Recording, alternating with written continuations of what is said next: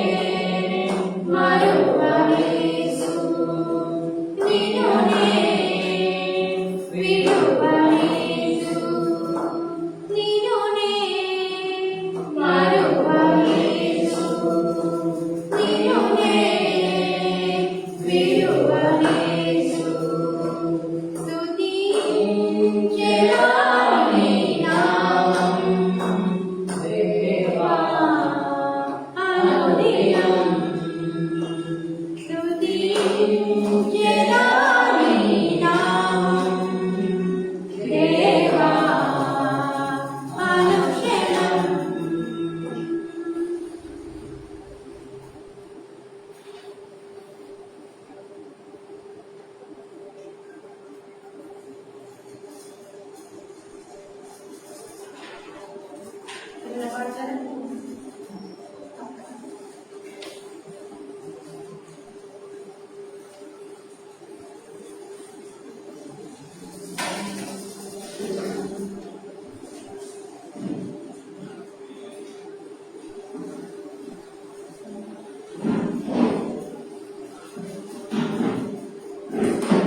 రాజా జగమెరిగిన నా యేసు.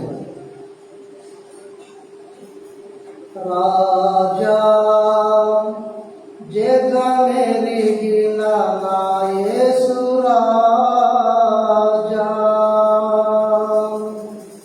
రాగాలలో అనురాగాలు కురిపించిన మన బంధము అనుబంధము, మన బంధము అనుబంధము విడదీయగలరా ఎవరైనను, మరి ఏదైనను విడదీయగలరా ఎవరైనను, మరి ఏదైనను. రాజా జగమెరిగిన నా యేసు రాజా, రాజా జగమెరిగిన నా యేసు రాజా. దీన స్థితి అందునా సంపన్న స్థితి అందునా నడచినాను ఎగిరినాను సంతృప్తి కలిగి ఉందునే. దీన స్థితి అందునా సంపన్న స్థితి అందునా నడచినాను ఎగిరినాను సంతృప్తి కలిగి ఉందునే. నిత్యము ఆరాధనకు నాదారమా, స్తోత్ర బలులు నీకే అర్పించెద యేసయ్యా. నిత్యము ఆరాధనకు నాదారమా, స్తోత్ర బలులు నీకే అర్పించెద యేసయ్యా. రాజా జగమెరిగిన నా యేసు రాజా, రాగాలలో అనురాగాలు కురిపించిన మన బంధము అనుబంధము, మన బంధము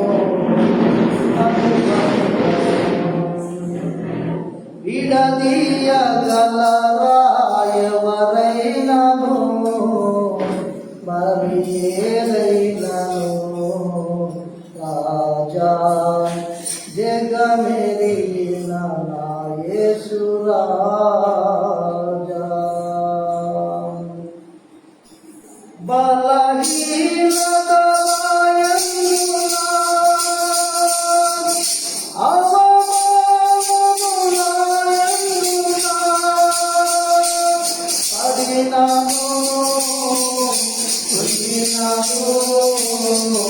నీ కృప కలిగి ఉందునే. బలహీనత వాయందునా అవమానములయందునా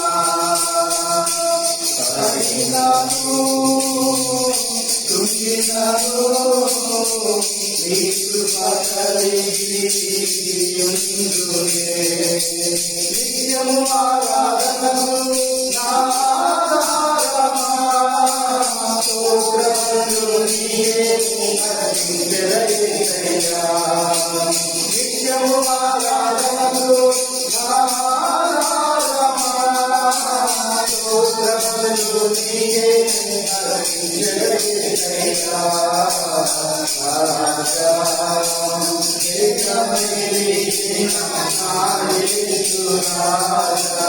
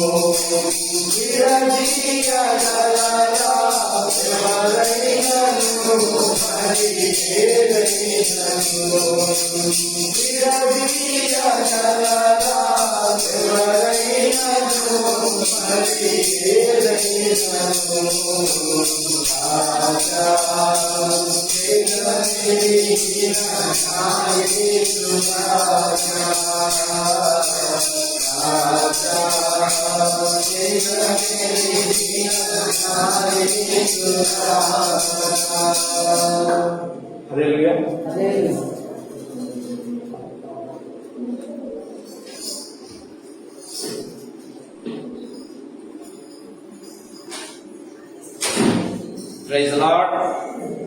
దేవుని నామానికి మహిమ కలుగును గాక.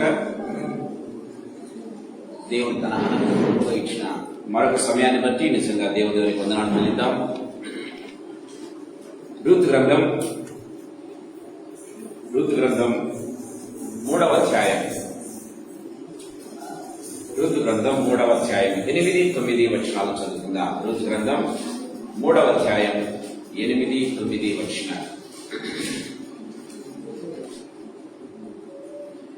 మధ్యరాత్రి యందు అతడు ఉలికిపడి తిరిగి చూసినప్పుడు ఒక స్త్రీ అతని కాళ్ల యొద్ద పండుకుని ఉండెను. అతడు నీవెవరవని అడుగగా ఆమె, నేను రూతు అను నీ దాసురాలని. నీవు నాకు సమీప బంధువుడవు కనుక నీ దాసురాలి మీద నీ కొంగు కప్పుమనగా ప్రార్థన చేసుకు. జీవగల తండ్రి యేసుక్రీస్తు ప్రభువా, మీ పాదములకు మృక్కుతూ మీ పాదములకు కృతజ్ఞతాస్తుతులు స్తోత్రాలు చేస్తున్నాను. Thank you for thy wonderful mighty presence, Lord. You have been so gracious, so wonderful, my master. Yes, అయ్యా, మీరు ఇచ్చిన కృపను బట్టి మీకు స్తోత్రం గెలుస్తున్నాం. ఈ సాయంకాల సమయంలో దేవాలైనా ఇక్కడ చేరిన ప్రతి బిడ్డను బట్టి, రావాల్సిన ప్రతి బిడ్డను బట్టి, ఆన్లైన్ లో ఉన్న ప్రతి బిడ్డను బట్టి కూడా మీకు స్తోత్రాలు వందనాలు గెలుస్తున్నాం. నన్ను మమ్మల్ందరినీ కూడా మేము ఉన్నటువంటి ప్రాణములను మీ రక్త ప్రోక్షణ కిందకి తీసుకుని వస్తున్నాం యేసు ప్రభువా. మరొకసారి మీ రక్తములో మమ్మల్ని సంపూర్ణంగా కడగండి, పవిత్రపరచండి. మీ రక్తములో మమ్మల్ని సంపూర్ణంగా కడిగి పవిత్రపరచండి నాయన. మీకు స్తోత్రాలు, మీకు వందనాలు చెల్లిస్తున్నాం తండ్రి. నా దేవ, నా ప్రభువనైనా మీ శిరవత్సరాలను మరుగు పరీక్ష చేసి ప్రభువనైనా మీరు మాట్లాడే గొప్ప దేవుడి దగ్గర మీకు స్తోత్రాలు చెల్లిస్తున్నాం తండ్రి. తండ్రి ప్రభువనైనా సంపూర్ణంగా తండ్రి ప్రభువనైనా మీరే తండ్రి ప్రభువనైనా కవర్ చేసిన దేవ నా ప్రభ. నా నాలుగు, నా స్వరాన్ని, నా నోటిని, నా తలంపులను, నా ఆలోచనలను మీరు ముంచి ప్రభా నోట నుంచి, హృదయం నుంచి వచ్చే ప్రతి మాట కూడా అది తండ్రి ప్రభ ఆత్మీయంగా మాకు మేలుకరంగను, ఆత్మీయంగా తండ్రి మమ్మల్ని ఉజ్జీంపచేసేది గను, ఆత్మీయంగా మమ్మల్ని వెలిగించేది గను యేసు ప్రభా. తండ్రి ఆత్మీయంగా మమ్మల్ని నడిపించేది గను ఉండినట్లు మీకు అధికమైన కృపను ప్రసాదించండి. మీ వాక్యాన్ని తండ్రి మా హృదయాల్లో నాటి నీరు కట్టి ఫలింపచేసి ప్రభానైనా మా జీవిత పర్యంతం తండ్రి గుర్తున్న రీతిగా తండ్రి ప్రభానైనా మీరు మాట్లాడి ప్రభానైనా తండ్రి ప్రభ మహిమ పొందవలసిందిగా వేడుకుంటూ యేసయ్య శక్తిగల నామమందు, మహిమగల పరిశుద్ధమైన ఉన్నతమైన జీవగల నామమందు స్తోత్రాలు చెల్లించి వేడుకొని పొంది నామ తండ్రి, ఆమేన్. ప్రియమైన వాళ్ళారా, రూతు గ్రంథాన్ని మనం ధ్యానం చేస్తున్నాం ఈ సాయంకాల సమయంలో. ఈ చదువుకున్న ఈ 2 వచనాల్లో ఉన్నటువంటి ఆంతర్యాన్ని మీకు తెలియచేయాలని ఆశపడుతూ ఉన్నా. ఇక్కడ మనం గమనించినట్లయితే అత్త ఏ రీతిగా చెప్పిందో, నేను వెళతాను చేస్తాను అని చెప్పింది రూతు.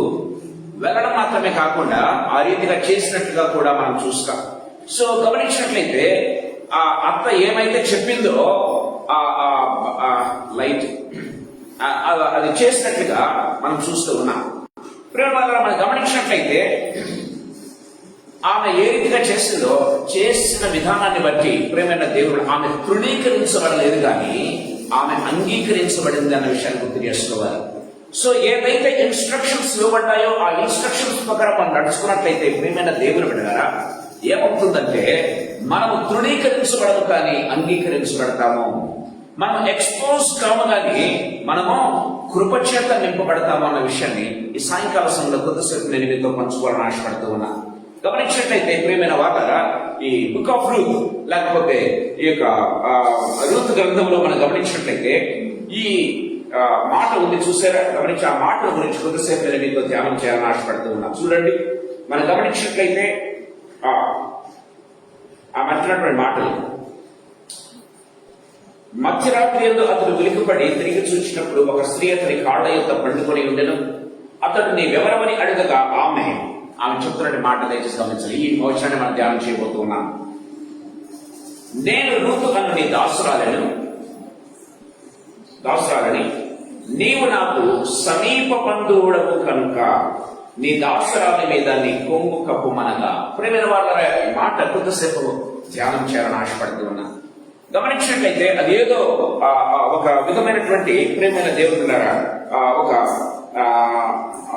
అంటే ఇహలోక రీతిగా ఒకవేళ గమనించినట్లయితే అది మరొక రీతిగా ఒకవేళ తీసుకోవచ్చు. కానీ ఆత్మీయంగా మనం గమనించినట్లయితే ప్రేమైన దేవుడున్నారా ఏన్షియంట్ డేస్ లో ఇశ్రాయేలీల పూర్వ దినాల్లో ఏ రీతిగా ఉండేదంటే ఒక కవరింగ్ లేకపోతే ఒక వస్త్రాన్ని ఒక వ్యక్తి మీద కప్పుతూ ఉన్నారు అంటే అర్థమేంటో తెలుసా? ఒక వస్త్రాన్ని ఒక వ్యక్తి మీద కప్పుతున్నా అంటే మనం జనరల్ ఏం చేస్తామంటే రెస్పెక్ట్ కోసం ఏం చేస్తామంటే షాల్వాలు తీసుకుని వెళ్తాం ఇప్పుడు కదా. షాల్వాలు తీసుకుని షాల్వా కప్పచం గార్లాండ్ వేయడం అలాంటివి చేస్తాం.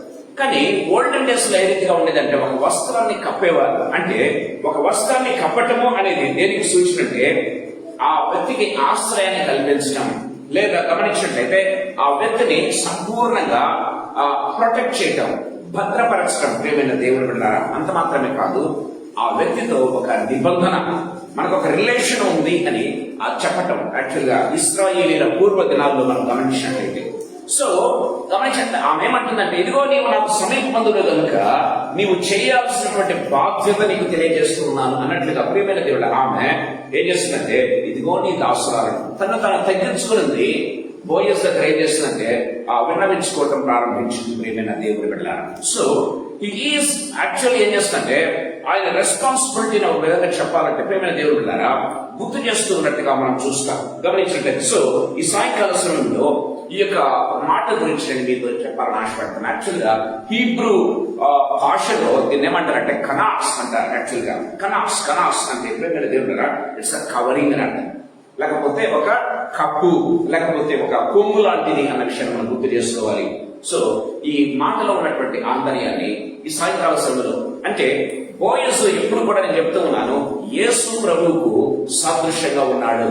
లేకపోతే మనకు యేసు ప్రభు ఒక పరమ బోయసు అని చెప్పుకోవచ్చు. ప్రియమైన దేవుని వెళ్ళాలి గమనించండి, రూతు సంఘానికి సాదృశ్యంగా ఉంది అనేది మనం గుర్తు చేసుకోవాలి ఎల్లప్పుడూ కూడా. రూతు గ్రంథాన్ని ధ్యానం చేసేటప్పుడు ప్రియమైన దేవుని ఇన్స్ట్రక్షన్స్ ఇవ్వబడ్డాయి. ప్రియమైన దేవుని వాక్యం మనకి ఇవ్వబడింది, పరిశుద్ధాత్మ దేవుడు మనకి ఇవ్వబడ్డాడు. ఆ రీతిగా ఎప్పుడైతే మనం చేయటం ప్రారంభిస్తామో, రూతు ఏ రీతిగా బోయస్ నుంచి కృప పొందుకుందో, రూతు ఏ రీతిగా కవర్ చేయబడిందో, రూతు ఏ రీతిగా ప్రొటెక్ట్ చేయబడిందో, రూతు ఏ రీతిగా భద్రపరచబడిందో, రూతు ఏ రీతిగా ఒక రిలేషన్ లోకి ఎంటర్ అయ్యిందో, ప్రియమైన దేవునిలా అదే రీతిగా సంఘము యేసయ్యతో ఆ రీతిగా అల్లుకొని పోతుంది అన్న విషయాన్ని గుర్తు చేసుకోవాలి. సాయంకాల సమయంలో కొద్దిసేపు ఈ మాటల గురించి నేను మీతో పంచుకోవాలని ఆశపడుతున్నాను. మొట్టమొదటి ఆత్మీయ తలుపుని మీ దగ్గర తీసుకుని వస్తున్నా. So covering is a place of refuge. అంటే ఈ కవర్ చేయడం ఆమె అంటుంది కదా, గమనించినట్లయితే ఈ మాట అంటుంది ఆమె, నీవు నాకు సమీప బంధువుడవు కనుక చదువుతారా విషయాన్ని, నీ దాసురాల మీద నీ కొమ్ము కప్పు మనగా. ప్రియమైన దేవుని బిడ్డలారా, covering is a place of refuge. ఇదిగో నేను ఆశ్రయం కోసం వచ్చాను. ప్రియమైన దేవుని బిడ్డలారా, మనము అదే రూతు గ్రంథం 2వ అధ్యాయం 12వ వచనంలో మనం చూసినట్లయితే బోయస్ ఒక మాట అంటాడు. ఏమంటాడు గమనించినట్లయితే చూడండి, ఇశ్రాయేలు దేవుడైన యెహోవా రెక్కల క్రింద సురక్షితముగా ఉండటకు నీవు వచ్చితివి కనుక ఆయన నీకు సంపూర్ణమైన బహుమానము ఇచ్చును అని ఆమెకు ఉత్తరం ఇచ్చాను. ప్రియమైన దేవుని బిడ్డలారా, సో ఆయన దీవించాడు రూతును. ప్రియమైన దేవుని బిడ్డలారా గమనించినట్లయితే, so that is going to be fulfilled now. గమనించినట్లయితే సో ఏ రీతిగా ఆయన సురక్షితమైన రెక్కల క్రిందకి రావటం అంటే ఆమె కప్పబడటం అన్నమాట. ప్రియమైనది అంటే రెక్కల క్రిందకి సురక్షితంగా రావటం. ఒక వస్త్రం కప్పటం అంటే అర్థం ఏంటంటే సురక్షితంగా ఆశ్రయమైనటువంటి దుర్గమ కిందకి రావటం. ప్రియమైన దేవుని బిడ్డలారా, దేవుని వాక్యం చాలా క్లియర్ గా మనతో మాట్లాడుతున్నట్టుగా మనం చూస్తాం. కీర్తన గ్రంథం 91వ కీర్తన 4వ వచనంలో మనం చూసినట్లయితే ఒక చక్కటి మాట వ్రాయబడి ఉంటుంది. కీర్తన గ్రంథం 91వ కీర్తన 4వ వచనం ఒకసారి మనం చదువుకుందాం. 91:4 ఆయన తన రెక్కలతో నిన్ను కప్పును, ఆయన రెక్కల క్రింద నీకు ఆశ్రయం కలుగును. చాలు, ఆయన తన రెక్కలతో నిన్ను కప్పును, ఆయన రెక్కల క్రింద నీకు ఆశ్రయము కలుగును. ప్రియమైన దేవుని బిడ్డలారా, ఇది మనం గమనించినట్లయితే so covering is the place of refuge. అది ఒక ఆశ్రయము అన్నటువంటి విషయాన్ని గుర్తు చేసుకోవాలి. ప్రియమైన దేవుని బిడ్డలారా, సో ఆమె ఎక్కడికో రాలేదు. సో ఆమెను విడుదల చేయగలిగినటువంటి, విమోచించగలిగినటువంటి ఒక శక్తి కలిగినటువంటి, లేకపోతే ఒక సంపన్నుడైనటువంటి ఒక వ్యక్తి దగ్గరికి రావటం ప్రారంభించింది. ప్రియమైన దేవుని బిడ్డలారా, అదే రీతిగా సంఘం యేసయ్య దగ్గర, ఏ వ్యక్తి అయితే ప్రభు దగ్గర ఆశ్రయం కోరుతాడో, ఆయన రెక్కల క్రింద ఆశ్రయం కోరుతాడు. ఈమె కూడా బోయస్ అంటూ ఉన్నాడు, ఇదిగో యెహోవా రెక్కల క్రింద నీవు సురక్షితంగా ఉండేదానికి నువ్వు వచ్చావు కనుక ఆయన నీకు బహుమానం ఇస్తాడమ్మా అని చెప్తూ ఉన్నట్టుగా మనం చూస్తాం. అది ఇప్పుడు నెరవేర్చబడుతూ ఉన్నట్టుగా కూడా మనం చూస్తాం. ఈ కింది భాగంలో మనం చూసినట్లయితే ప్రియమైన దేవుని బిడ్డలారా, దేవుని వాక్యం చాలా అంటే ఇక్కడ ఏంటంటే రెక్కలు దేనికి సూచన అంటే ఆశ్రయకు సూచన, సంరక్షణకు సూచన అన్న విషయాన్ని గుర్తు చేసుకోవాలి. యేసు ప్రభు కూడా చాలా సార్లు మాట్లాడతాడు. గమనించినట్లయితే మత్తయి సువార్త 23వ అధ్యాయం, 23వ అధ్యాయం, మత్తయి సువార్త 23వ అధ్యాయం, ఐ థింక్ 37వ వచనమా, నమ్మదు తీసి చదువుతారా? యెరూషలేమా ప్రవక్తలను చంపుచును, నీ యొద్దకు పంపబడిన వారిని రాళ్లతో కొట్టుచును ముందుగాన కోడి తన పిల్లలను రెక్కల క్రిందకి ఎలాగో చెచ్చుకును, అలాగే నేను మీ పిల్లలను ఎన్నో మార్లు చేర్చుకొనవలనని ఉంటుంది. యేసు ప్రభు చాలా క్లియర్ గా మాట్లాడుతూ ఉన్నట్టుగా చూస్తాం. యెరూషలేమా, ఓ యూదులారా, గమనించినట్లయితే ఎన్నోసార్లు మిమ్మల్ని నా దగ్గరకు తీసుకోవాలని ఆశపడ్డాను, కానీ మీరు వల్లకపోతే. అది గమనించినట్లయితే ఆయన తన స్వకీయుల దగ్గరికి వచ్చాను, వారు ఆయనను అంగీకరించలేదు, తృణీకరించి ప్రియమైన దేవుని బిడ్డ. అందుకే రక్షణ ఇప్పుడు నీకు నాకు ఉచితంగా ఇవ్వబడుతుంది ప్రియమైన దేవుని బిడ్డలారా. వాళ్ళు పోగొట్టుకున్నారు ఆ యొక్క ఆశ్రయం, దుర్గమైనటువంటి ఆయన యొక్క రక్షణ వాళ్ళు పోగొట్టుకున్నారు. ఆ రక్షణ మనకు అందుబాటులోకి వచ్చింది అనే విషయాన్ని మనం గుర్తు చేసుకోవాలి. ఆయన తన స్వకీయుల దగ్గరకు వచ్చాడు. ఎందుకోసం? ఇదిగో కోడి తనకి రెక్కల కిందకి పిల్లలు ఎలా తీసుకుంటుంది అలాగా మిమ్మల్ని తీసుకోవాలని ఆశపడ్డాను, కానీ మీరు వల్లకపోతే యేసు ప్రభు చాలా క్లియర్గా మాట్లాడుతూ ఉన్నట్టుగా మనం చూస్తాం. ఇది అంటే తండ్రి అయిన దేవుడు చెప్పినటువంటి మాటలు యేసు ప్రభు ఏం చేస్తున్నాడంటే ఇక్కడ కోట్ చేస్తూ ఉన్నట్టుగా మనం చూస్తాం. ప్రియమైన దేవుని బిడ్డలారా, దేవుని వాక్యం చాలా క్లియర్ గా మనతో మాట్లాడుతూ ఉన్నట్టుగా మనం చూస్తాం. సో దేవుని వాక్యం గమనించినట్లయితే we are called to run Jesus. దేవుని దగ్గరికి వెళ్ళాలి, దేవుని దగ్గరికి మనం వెళ్ళాలి, ఆయన దగ్గర సురక్షితంగా ఉండేదానికి మనం వెళ్ళాలి అని దేవుని వాక్యం చాలా క్లియర్ గా మాట్లాడుతున్నట్టుగా చూస్తాం. ఎప్పుడైతే ప్రియమైన దేవుని బిడ్డలారా ఆయన దగ్గరికి వెళ్తాం, ఆయన తన డివైన్ ప్రొటెక్షన్ లేకపోతే దివ్యమైనటువంటి లేకపోతే ఆత్మీయ రక్షణను ప్రొటెక్షన్ను మనకి ఇవ్వడం ప్రారంభిస్తాడన్న విషయాన్ని మనం గుర్తు చేసుకోవాలి ప్రేమ వాళ్ళ. సో ఇది మొట్టమొదటి ఏంది? Covering is a place of refuge. So ఆ కప్పటము లేకపోతే కవర్ చేయటము అనే దేనికి సాదృశ్యము? ఆశ్రయానికి, సంరక్షణకు సూచన అన్న విషయాన్ని గుర్తు చేసుకోవాలి. రెండవ ఆత్మీయ తలంపు మీ దగ్గరికి నేను తీసుకుని వస్తూ ఉన్నా, దయచేసి గమనించండి. అదే వచ్చినట్టు మనం గమనించినట్లయితే covering is a symbol of covenant. Covenant అంటే అర్థం ఏంటి? ఒడంబడిక. మనం ఒక వస్త్రం కప్పుతున్నాము అంటే అర్థం ఏంటో తెలుసా? ప్రేమైన దేవుని బిడ్డ వస్త్రం కప్పుతున్నాడు అంటే అర్థం ఏంటో తెలుసా? ఒడంబడిక చేసుకుంటూ ఉన్నాడు, ఒక కవనెంట్ లోకి వస్తూ ఉన్నారు, ఒక రిలేషన్ లోకి వస్తూ ఉన్నారు అనే దానికి సూచనగా ఉంటూ ఉన్నట్టుగా మనం చూస్తాం. మనం గమనించినట్లయితే యేసు ప్రభు చాలా క్లియర్ గా చెప్తూ ఉన్నట్టుగా మనం చూస్తాం. ఆదాము హవ్వలు తప్పు చేసినప్పుడు దేవుడు వాళ్ళను అసహ్యించుకోలేదు, కానీ ఏం చేశాడు తెలుసా? ప్రేమైన ఆదాము తప్పించుకొని పారిపోతూ ఉన్నాడు, ఆదాము హవ్వలు తప్పించుకొని పారిపోతూ ఉన్నారు. నువ్వెక్కడ ఉన్నావు ఆదామా అంటే, నేను ఇదిగో నేను దాక్కున్నాను అని వాళ్ళు చెప్పడం ప్రారంభించారు. కానీ ప్రభు ఏం చేశాడు? గమనించినట్లయితే వారికి ఏం చేశాడు? చర్మపు చొక్కాయిలు తొలగించాడు, కవర్ చేయటం ప్రారంభించాడు ప్రేమైన దేవుని బిడ్డ.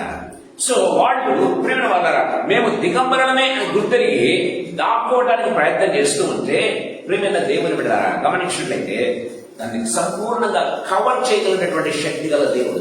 దేవుడు మన షేమ్ ను కవర్ చేసేటువంటి దేవుడు, లేకపోతే మన యొక్క గమనించినట్లయితే మన యొక్క లొసుకులను కవర్ చేసేటటువంటి దేవుడు ప్రేమైన దేవుడు బిడ్డలారా. ఇతరులాగా ఎక్స్పోజ్ చేసేటటువంటి దేవుడు కాదు. గమనించినట్లయితే మీరు గమనించినట్లయితే ఎవరైనా తప్పులు మనకు తెలిస్తే ఏం చేస్తామో తెలుసా? మనకు తెలిసిన వెంటనే ఇతరులకు అవునా ఇదే నిజమా అని లేకపోతే చెప్పకనే ఏం చేస్తామంటే ఇతరులకు చెప్పడం ప్రారంభిస్తాం. ప్రేమ వాళ్ళరా అది స్ప్రెడ్ చేసినట్టుగా కాదు, కానీ ఏదో ఎంక్వైరీ చేసినట్టుగానో లేకపోతే ఏదో ఒక ఇంటెన్షన్ ఏదో ఒకటి స్ప్రెడ్ చేయాలని ప్రయత్నం చేస్తాం ప్రేమలకి. కానీ దేవుడు అలా చేసే దేవుడు కాదు. మన తప్పులు తెలిసినప్పటికీ కూడా దేవుడు ఏం చేస్తాడు? మనల్ని అక్కున చేర్చుకునే దేవుడు. ఆదాము హవ్వలు తప్పు చేశారు, దేవుడు వారిని ఏం చేస్తున్నాడు? చర్మపు చొక్కాయలతో కప్పెను అని దేవుని వాక్యం చాలా క్లియర్ గా మాట్లాడుతున్నట్టుగా చూస్తాం. చూడండి, ఎహెజ్కేలు గ్రంథం 16వ అధ్యాయం 8వ వచనంలో మనం చూసినట్లయితే ఒక చక్కటి మాట వ్రాయబడింది. ఎహెజ్కేలు గ్రంథం 16వ అధ్యాయం 8వ వచనం. మరియు నేను నీ వద్దకు వచ్చి నిన్ను చూడగా ఇష్టం చేసు ప్రాయము నీకు వచ్చి ఉండేది కనుక నీకు అవమానం కలగకుండా నిన్ను పెళ్లి చేసుకుని నీతో నిబంధన చేసుకునగా నీవు నా దానవైతివి. ఇదే ప్రభు దేవుని వాక్యం సెలవిస్తుంది. మన దేవుడు ఎలాంటి దేవుడు అంటే ప్రేమైన దేవుడు. దేవుని వాక్యం చాలా క్లియర్ గా మాట్లాడుతుంది ప్రేమ వాళ్ళ. సో ఓ యెరూషలేమా, నువ్వు చాలా అన్ఫెయిత్ఫుల్ గా ఉన్నావు, నువ్వేమాత్రం కూడా నమ్మకంగా లేవు. నాకు నమ్మకంగా లేనప్పటికీ కూడా ఏంటంటే దేవుడు చెప్తున్నటువంటి మాట ఏంటంటే, నేను ముందుకెళ్ళి 15-16 అధ్యాయాలు చదివినట్లయితే యెరూషలేము గురించి ప్రభు అక్కడ మాట్లాడుతున్నాడని చూస్తాం ప్రేమైన దేవుడు.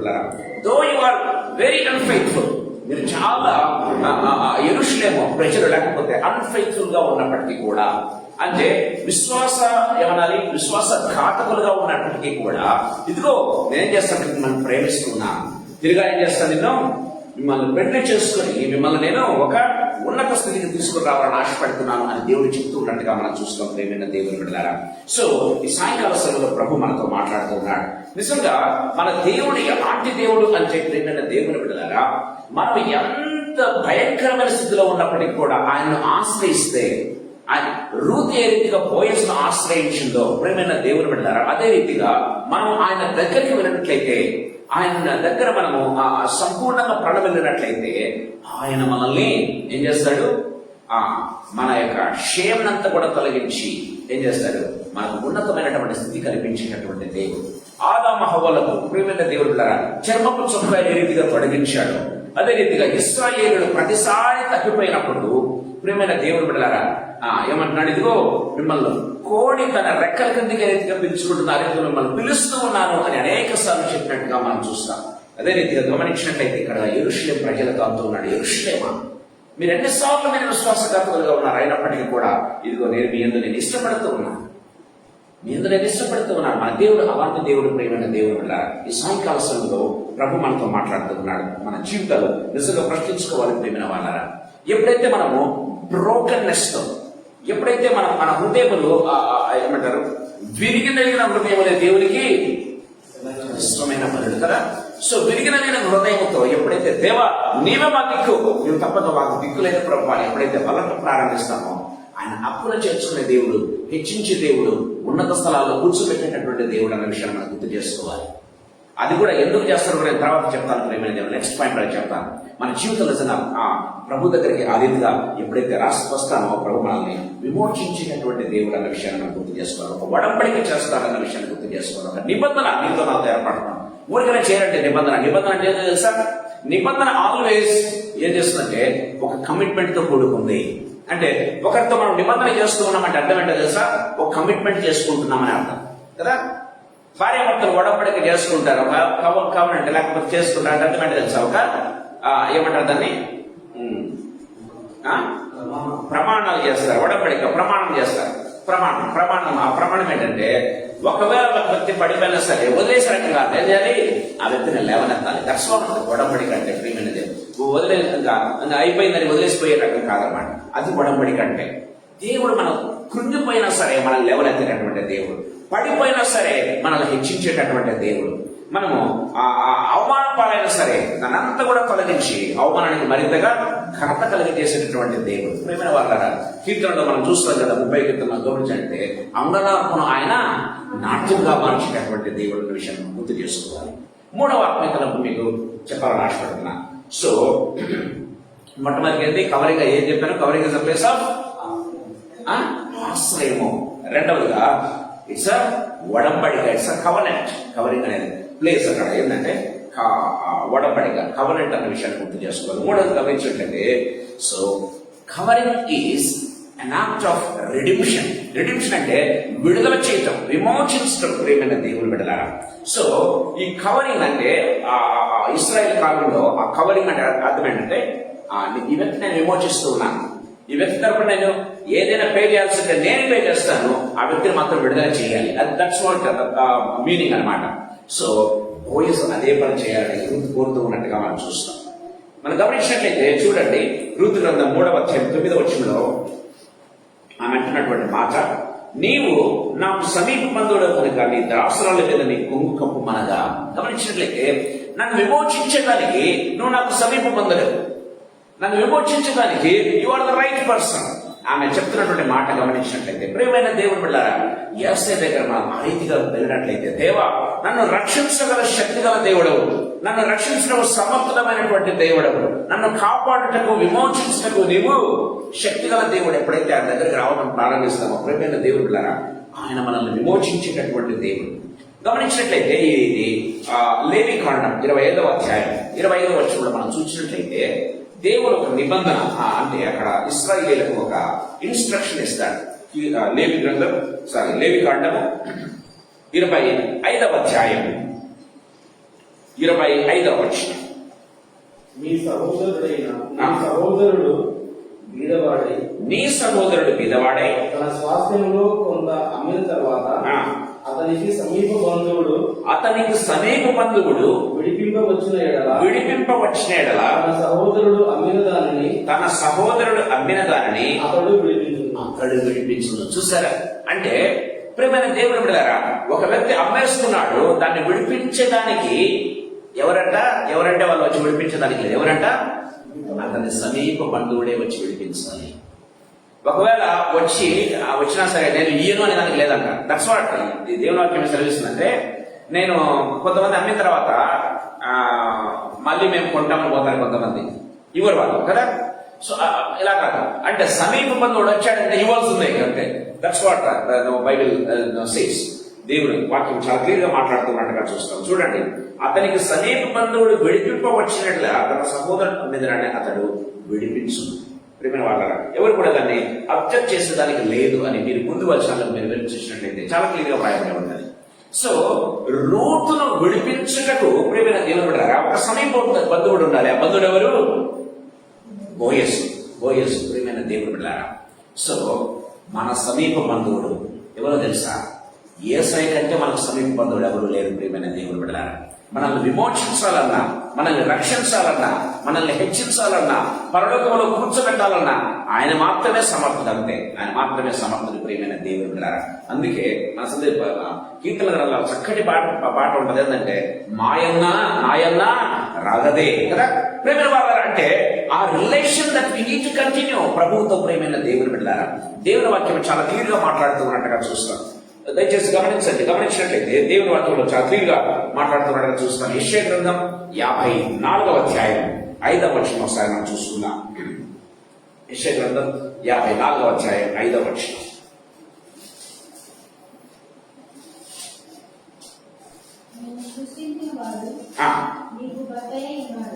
నిన్ను సృష్టించిన వాడు నీకు భర్త అయి ఉన్నాడు. సైన్యములకు అధిపతి యెహోవా అని ఆయనకు పేరు. సైన్యములకు అధిపతి యెహోవా అని ఆయనకు. ఇశ్రాయేలు యొక్క పరిశుద్ధ దేవుడు నీకు విమోచకుడు, సర్వలోకములకు దేవుడు అని ఆయనకు పేరు.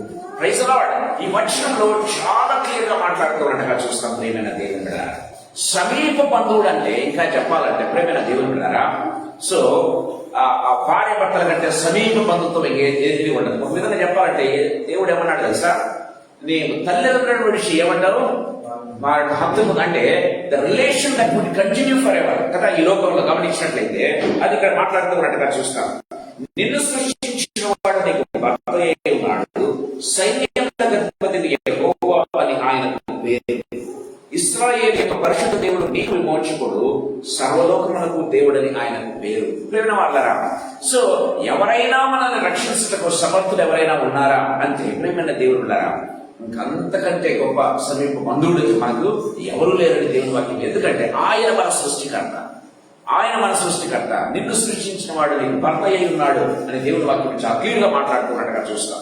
అందుకే మనం గమనించినట్లయితే ఆయన రెండవ రాకడలో వచ్చినప్పుడు, పెళ్లి కుమారులకు వచ్చినప్పుడు సంఘం ఆయనకు వధువుగా వెళ్తూ ఉన్నట్టుగా మనం చూస్తాం. ప్రియమైన దేవుని బిడ్డలారా, సో ఇక్కడ బోయసు యేసయ్యకు సదృశ్యంగా ఉంటే రూతు సంఘానికి సదృశ్యంగా ఉంటున్నట్టుగా మనం చూస్తున్న తర్వాత ఈ 3వ అధ్యాయం చివరిలో 4వ అధ్యాయం మొదట్లో మనం చూసినట్లయితే ఆయన కళ్యాణం జరుగుతూ ఉన్నట్టుగా కూడా మనం చూస్తాం. ప్రియమైన దేవుని బిడ్డలారా, దేవుని వాక్యం చాలా క్లియర్గా మాట్లాడుతూ ఉంది.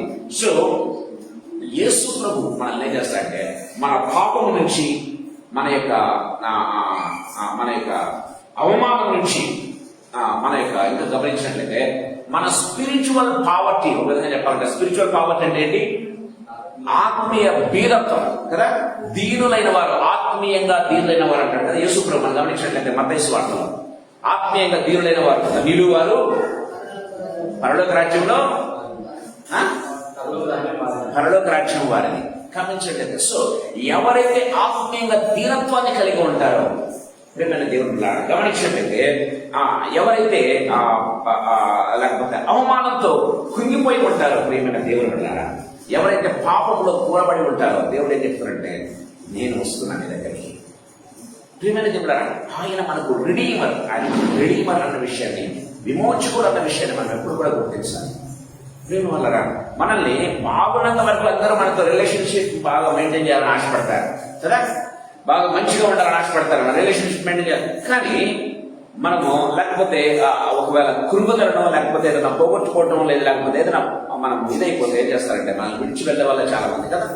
మనం గమనించినట్లయితే రెండవ కుమారుడు ఉన్నప్పుడు అందరూ వాడికి బంధువులే, వాళ్ళ ఫ్రెండ్స్ వాడికి బంధువులే, వాళ్ళ రిలేటివ్స్ బంధువులే. గమనించినట్లయితే కొత్త ఊరికి పోతే కొత్త ఊరిలో కూడా బంధువులే వాడికి. ప్రేమైన దేవుడు గారు కానీ ఉన్నదంతా కూడా పోగొట్టుకున్నాడు. ఇప్పుడు ఎవరు బంధువులు? ఎవరు లేరు. అందరూ కూడా వాటిని విడిచిపెట్టిపోయారు. బైబిల్లో చాలా క్లియర్గా వ్రాయబడింది ప్రేమైన వాళ్ళారా. సో కానీ అలాంటి సమయంలోనే ప్రేమైన దేవుని బిడ్డలారా అతనికి తండ్రి గుర్తు రావడం ప్రారంభించాడు కదా. ప్రేమైన దేవులారా అలాంటి స్థితిలో ఏదో నా ఆస్తుల సగం పాడు చేసావురా అని ఏమన్నా తిట్టడానికి గమనించినట్లయితే ఎన్నో అప్పుడు చేర్చున్నట్టుగా మనం చూస్తూ ఉన్నాం. ప్రేమైనది మన దేవుడు ఎన్నిసార్లు మనం ఆయన అవమానం చేసినప్పటికీ కూడా స్టిల్ ఆయన చేతులు చాపి ప్రేమైన దేవుని బిడ్డలారా కలవర శిలువల నుంచి నిన్ను నన్ను పలకరించేటటువంటి దేవుడు అన్న విషయాన్ని మనం గుర్తు చేసుకోవాలి. సాయంకాల శిలువలో ప్రభువులతో మాట్లాడుతున్నాడు. అందుకే గలతీయులకు రాసినటువంటి పత్రిక 3వ అధ్యాయం 13వ వచనంలో ఒక చక్కటి మాట రాయబడి దయచేసి గమనించండి. గలతీయులకు రాసిన పత్రిక 3వ అధ్యాయం 13వ వచనం.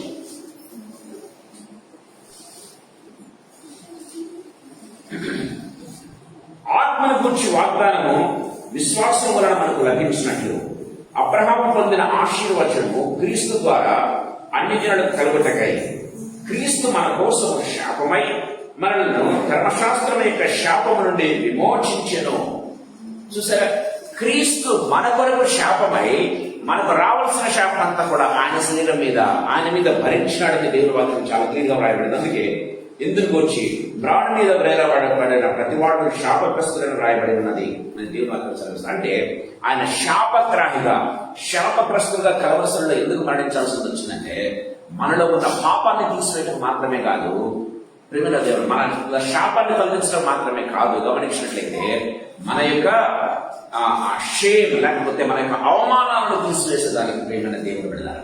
మనకి అవమానాలను ఆయన తొలగించేదానికి ఆయన శాపగ్రస్తుడిగా మారిపోయాడని దేవుని వాక్యం చాలా క్లియర్గా మాట్లాడుతున్నట్టుగా చూస్తాం. సో ఈ లోకంలో ఎవరైనా మనల్ని రక్షించగలరా అంటే ఆయన తప్ప ఎవరు లేరు అన్న విషయాన్ని గుర్తు చేసుకోవాలి. దేవా నీవే దిక్కు ప్రభు అని మనం ఆయన దగ్గరకు పడినట్లయితే ప్రేమైన దేవుడు పిల్లరా ఆయన విడిపించలేనటువంటి ప్రాబ్లం ఏది కూడా ఈ లోకంలో లేదు. ఒకసారి చెప్పాలంటే ఆయన విడిపించలేనటువంటి రక్షించలేనటువంటి శక్తి కానీ గమనించినట్లయితే విడిపించలేనటువంటి ప్రాబ్లం కానీ ఈ లోకంలో లేదు ప్రేమైన దేవుడు పిల్లరా. ఆయన సమస్తాన్ని ఛేదించగల దేవుడు అన్న విషయాన్ని మనం గుర్తు చేసుకోవాలి. సరే, చివరి మాట చెప్పాలని ఆశపడుతున్నా, దయచేసి గమనించండి. ఈ కవరింగ్ అనేది ఆమె కప్పు అంటుంది కదా, ఈ కవరింగ్ అనేది దేనికి సూచనంటే ప్రేమైన దేవుడు వెళ్ళారా, కవరింగ్ ఈజ్ రైచియస్నెస్, నీతి, సంపూర్ణమైనటువంటి నీతి పొందుకోవడానికి సూచన ప్రేమైన దేవుడు వెళ్ళారా. గమనించాలి, ఈ నీతి అనేది మనం సంపాదించుకున్నది కాదు, నీతి అనేది మనకు ఉచితంగా ఇవ్వబడుతుంది అన్న విషయాన్ని గుర్తు చేసుకోవాలి. అది ఆ కవరింగ్ అనే దానికి సూచన ప్రేమైన దేవుడు వెళ్ళారా. సో గమనించినట్లయితే రూత్ బోయస్ దగ్గరికి గమనించినట్లయితే ప్రియుల వాళ్ళరా, ఆమె ఏమైనా డౌరీ తీసుకొని వచ్చిందా? రూత్ ఏమైనా డౌరీ తీసుకొని వచ్చిందా బాయ్స్ పెళ్లి చేసుకోవడానికి? ఏం డౌరీ తీసుకురాలి. ఏమన్నా అచీవ్ ఏదన్నా ఏమంటారు దాన్ని సాధించి ఒక పథకం సాధించి వచ్చిందా ఒకవేళ బాయ్స్ పెళ్లి చేసుకోవడానికి? ఏమాత్రం లేదు. గమనించినట్లయితే ఇంకా ఆమె ఏమన్నా ఒక మంచి పొజిషన్ లో ఉందా బాయ్స్ కంటే పెళ్లి చేసుకోవడానికి? ఏమాత్రం లేదు. ఒక పొజిషన్ లేదు, ఒక స్టేటస్ లేదు, ఒక అచీవ్మెంట్ లేదు. గమనించినట్లయితే ప్రేమల వారా ఏమైనా ఆ గిఫ్ట్ కూడా తీసుకొని రాలేదా? గమనించినట్లయితే ఏమీ లేదు. కానీ బాయ్స్ దగ్గరకు వచ్చింది ప్రేమైన దేవుడు. Boys accepted. మనం ప్రభుకు ఇవ్వగలిగిన వాళ్ళని ఎంత మాత్రం కూడా కాదు. ఎందుకంటే ఆయన మన సృష్టికర్త కదా, ఆయన మన సృష్టికర్త. ఆయనకు మనకి ఇవ్వగలిగింది ఏమీ లేదు. Out of love, out of ప్రేమతో మనం ఏదైనా ఇస్తాం, కానుకగా మనం ఇస్తాం తప్పితే ప్రేమైన దేవుడు మన వలన ఆయన ధర్మంతుడు కావాలని ఎక్కడ లేదు. ఆయన సర్వశక్తిమంతుడు ప్రియమైన దేవుడు. ఆయన ఐశ్వర్యము చొప్పున మనకి ఇస్తున్నాడని బైబిల్లో చాలా క్లియర్ గా వ్రాయబడింది. సో మన నుంచి ఆయన ఆశించింది ఏది లేదు అన్న విషయాన్ని మనం గుర్తు చేసుకోవాలి.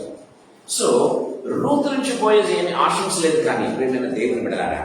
బట్ బోయజ్ ఏం చేస్తున్నాడంటే ఎంత హంబల్నెస్ తో రూత్ వచ్చిందో ప్రియమైన దేవులారా, కృపచేత ఆమెను ఆదరించిన వ్యక్తిగా మనం చూస్తున్నాం. అదే రీతిగా యేసు ప్రభు నిన్ను నన్ను కృపచేత ఆదరించేటటువంటిది. ఇది మనం సంపాదించుకున్నది కాదు, ఈ రక్షణ మనం సంపాదించుకున్నది కాదు, ఈ నీతి మనం సంపాదించుకున్నది కాదు ప్రియమైన దేవుని బిడ్డ. That's what Bible says very clearly. We are not earned, we cannot earn it ప్రియమైన దేవుడా. ఇది మనము సంపాదించుకున్నది కాదు, కానీ ఉచితంగా ప్రవహిస్తూ ఉన్నాడన్న విషయాన్ని మనం గుర్తు చేసుకోవాలి. చూడండి, యెషయా గ్రంథం 61వ అధ్యాయం 6వ వచనంలో మనం చూసినట్లయితే ఒక చక్కటి మాట రాయబడింది. యెషయా గ్రంథం 61వ అధ్యాయం 10వ వచనం ఒకసారి చదువుకుందాం. శృంగారమైన పాదాలను ఆ. పెళ్లి కుమారుని రీతిగాను ఆభరణములతో అలంకరించుకొనిన పెళ్లి కుమారుని రీతిగాను ఆయన రక్షణావసరములను నాకు ధరింపచేసి ఉన్నాడు. Praise the lord. నీతి అనుమా నీతి అని పైబట్టును నాకు ధరింపచేసి ఉన్నాడు. కాగా యెహోవాను బట్టి మహానందముతో నేను ఆనందించుతున్నాను. దేవుణ్ణి బట్టి నా ఆత్మ ఉల్లసించున్నది. చూసారా, దేవుని వాక్యం చాలా క్లియర్ గా మాట్లాడుతున్నట్టుగా చూస్తాం. చూడండి, చాలా క్లియర్ గా రాయబడింది ఇక్కడ. ఏంటి, ఆభరణములతో అలంకరించుకున్న పెళ్లి కుమార్తె రీతిగాను ఆయన రక్షణ వస్త్రములను నాకు ధరింపచేసి ఉన్నాడు. నీతి అను పైపట్టను నాకు ధరింపచేసి ఉన్నాడు. కాబట్టి ఏంటంటే మహానందం, లేకపోతే నా ఆత్మ ఉల్లసిస్తూ ఉంది అని భక్తులు మాట్లాడుతున్నట్టుగా మనం చూస్తాం. ప్రేమైన దేవుని వల్ల మన దేవుడు ఎలాంటి దేవుడు అంటే మామూలుగా కాదండి. ఎలాంటిదంటే ఆయన ఉల్లాస వస్త్రాన్ని ఇచ్చేటటువంటి దేవుడు, రక్షణ వస్త్రాన్ని ఇచ్చేటటువంటి దేవుడు. ప్రేమ వాళ్ళారా, నీతి అను పైబట్ట బైబిల్లో రాయబడింది. ప్రేమైన దేవుడు అంటే ఆ నీతి, రైచియస్నెస్, నీతిమంతుడు లేడు, ఒక్కడు లేడు అని బైబిల్లో సెలవిస్తూ ఉంటే ఆయన నీతి మనకేమవుతుంది, నీతిగా మార్చడం. నీతి అనే వస్త్రపు చెంగు మనకి ఇస్తూ ఉన్నాడు. నీతి అనే వస్త్రంతో నన్ను కప్పేస్తున్నాడు. ప్రేమైన దేవుడు ద్వారా పరలోకములకు మనం వెళ్ళినట్లయితే మనము నీతివంతులుగా కనబడడానికి కారణం ఏంటంటే యేసయ్య తన యొక్క నీతి వస్త్రాన్ని కప్పటమే అన్న విషయాన్ని మనం గుర్తు చేసుకోవాలి. అందుకే మనం నీతివంతులుగా కనబడుతూ ఉన్నాం అన్న విషయాన్ని గుర్తు చేసుకోవాలి. ప్రేమైన దేవుడు ద్వారా అదేమన్నా మనం సంపాదించుకుందా? యేసు ప్రభు ఏమైనా ఒక కొన్ని లక్షల కోట్లు ఇస్తే ఆయన ఇస్తాడా? కాదు, ఆయన ఉచితంగా ఇస్తున్నాడు. ఎందుకంటే మనం సంపాదించుకోలేదు.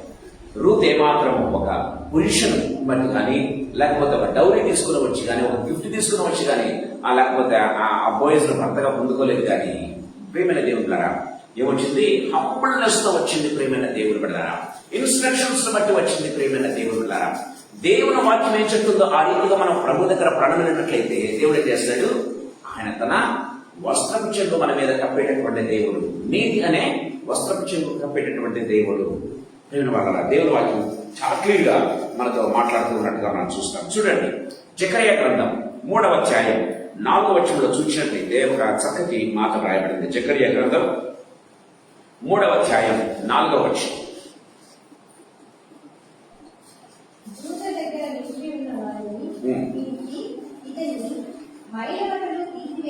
ఇతని మైల బట్టలు తీసివేయుడని నేను నీ దోషమును పరిహరించి ప్రశస్తమైన వస్త్రములతో నిన్ను అలంకరించుచున్నాను. మైల వస్త్రాలు తీసివేస్తూ ఉన్నాడంట. ప్రేమైన దేవుడు బిడ్డలారా ఏం చేస్తున్నాడు?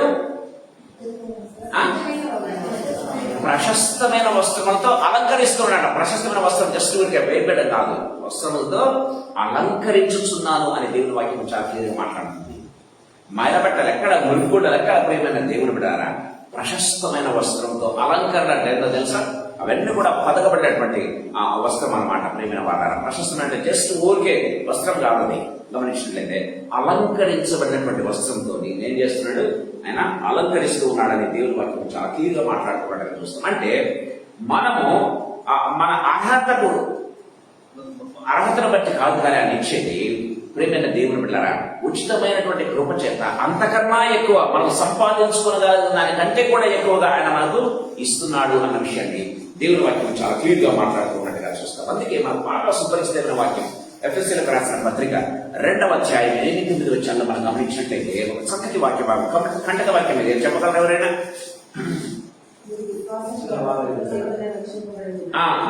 ఇది మీ వలన కలిగినది కాదు, దేవుని వరమే. ఇది మీ వలన కలిగినది కాదు, దేవుని వరమే. ఇది మనం సంపాదించుకున్నది కాదు, ఎంత మాత్రం కూడా మనం సంపాదించుకున్నది కాదు. కానీ దేవుడు మనకు ఉచితంగా ఇస్తున్నటువంటి వరం ఏంటంటే రక్షణ. దేవుడు మనకు ఉచితంగా ఇస్తున్నటువంటి వరం ఏంటంటే నీతి. ప్రియమైన దేవుని బిడ్డలారా దేవుడు మనకు ఉచితంగా ఇస్తున్నాడన్న విషయాన్ని మనం గుర్తు చేసుకోవాలి. దేవుడు మనకు చాలా క్లియర్గా మాట్లాడుతున్నాడని చూస్తాం. అది మనం సంపాదించుకున్నది కాదు, సంపాదించుకోలేము. మన జీవితకాల కష్టపడినా కూడా ఆ నీతి మనం సంపాదించుకోలేము. ప్రియమైన దేవుని బిడ్డలారా బైబిల్లో వ్రాయబడింది, మీ నీతి క్రియలన్నీ కూడా ఏదిగా ఉన్నాయంట? మురికి పేరికల వలె ఉన్నాయి, మురికొండల వలె ఉన్నాయని దేవుని వాక్యం సాగిస్తుంది. సో అవన్నీ కూడా సరిపోవు. కానీ దేవుడు తన యొక్క ప్రశస్తమైనటువంటి వస్త్రం చేత నిన్ను నన్ను అలంకరిస్తూ ఉన్నాడు అన్న విషయాన్ని గుర్తు చేసుకోవాలి. అందరూ బట్టి పరలోకంలో మనకు స్థానం కలుగుతూ ఉన్నది. అందరూ బట్టి పరలోకంలో మనకు ఒక పొజిషన్ అంటూ ఉన్నది. ప్రియమైన దేవుడు అది ఎప్పుడు కూడా మనం మర్చిపోకూడదు. ప్రియమైన దేవుడు ద్వారా ఆయన ఎంతగా నిన్ను నన్ను ప్రేమించి నిన్ను నన్ను ఆయన తన దగ్గరికి ఉండాలని ఆశపడుతున్నాడు. దయచేసి గమనించండి. చిట్టి మరి మాట చెప్పి నేను ముగించాలని ఆశపడుతూ ఉన్నాను. ప్రియమైన దేవుడు ద్వారా దయచేసి గమనించండి. సో కవరింగ్ అనేది ఏమంటున్నా మరోసారి అవసరం చదువుదామా? రూతు చెప్పినటువంటి మాట, నీవు నాకు సరైన బంధువులు కనుక నీ దాసురాల మీద నీ కొంగు కప్పుమనగా. సో ఈ కొంగు కప్పటం అనేది ప్రియమైన దేవుని బిడ్డలారా, it is covering is embrace, not exposure. చాలా జాగ్రత్తగా గమనించాలి. కవరింగ్ అనేది ఇట్ ఈస్ ఎంబ్రేసింగ్, అంటే సంపూర్ణంగా కవర్ చేయడం. It is not an exposure. గుర్తుపెట్టుకోవాలని ఇందాక కూడా చెప్పాను. ప్రియమైన దేవుని, ఎవరివైనా మనకు విషయాలు తప్పుడు విషయాలు తెలిసాయనుకోండి, ఇమ్మీడియట్ గా దాన్ని ఏం చేస్తాం? బ్లాస్ట్ చేసేస్తాం కదా. ఇమ్మీడియట్ గా దాన్ని ఏమంటారు? స్ప్రెడ్ చేసేస్తాం. ప్రియమైన దేవుని బిడ్డలారా, మనకు కొన్నిసార్లు క్యూరియాసిటీతో మనం చేస్తాం కనుక్కోవడానికని, కొన్నిసార్లు చేయాలని కూడా చేస్తాం, కొన్నిసార్లు ఇతరులకు తెలియాలని కూడా చేస్తాం, ఏదో రకరకాలుగా చేస్తారు. ప్రియమైన దేవుని బిడ్డలారా, కానీ మన దేవుడు ఎలాంటి దేవుడు అంటే ప్రియమైన దేవుని బిడ్డలారా, ఈస్ నాట్ ఎక్స్పోజింగ్. అందుకే దగ్గర చెప్పారు, ఆదామ హవ్వలను ఆయన ప్రేమతో కవర్ చేసినటువంటి దేవుడు కదా. ఆదామ హవ్వలను ప్రేమతో కవర్ చేసినటువంటి దేవుడు. దాన్ని మనం ఏజ్గా మనం చూస్తాం. ఏమంటున్నాడు? ఇదిగో నేను కప్పుతూ ఉన్నాను అని చెప్తూ ఉన్నట్టుగా మనం చూస్తాం.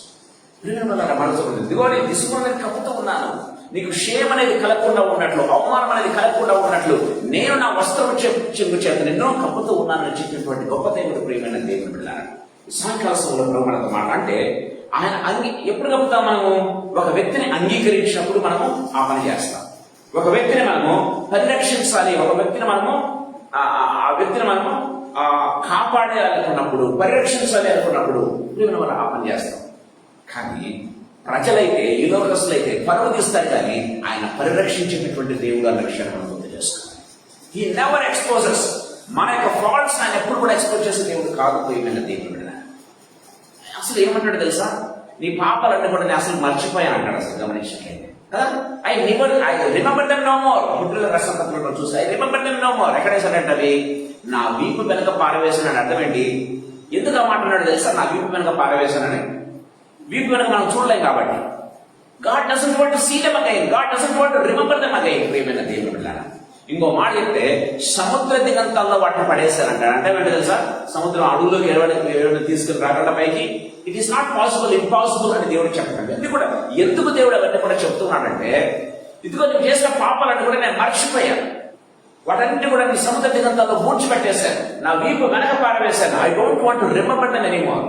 కొంతమంది ఏం చేస్తారంటే ప్రార్థన చేసేటప్పుడు ప్రియమైన దేవుడుగా, సో మనం ప్రభు సన్నిధానికి వచ్చేటప్పుడు కూడా మనం గుర్తుపెట్టుకోవాలి, ధైర్యంతో మనం కృపాసనం ఎదుర్కొందామని బైబిల్లో రాయబడింది. అలా కాకుండా వచ్చిన ప్రతిసారి కూడా ఏం చేస్తుంటారంటే, అంటే అంతకుముందు పాపాలు ఒప్పుకొని ఉంటారు, అంతకుముందు ఏడ్చి ప్రార్థన చేస్తూ ఉంటారు, కన్ఫెస్ అయి ఉంటారు, అవి రిపీట్ చేస్తూ ఉంటారు. ఇంకా గాడ్ డజంట్ వాంట్ దట్. ఒకసారి కన్ఫెస్ అయిన తర్వాత we need not confess it again. దయచేసి గుర్తుపెట్టుకోండి ప్రియమైనది. అది కన్ఫెస్ చేసినట్టు అర్థం ఏంటి తెలుసా? నువ్వు ఆయన నమ్మలేదని అర్థం.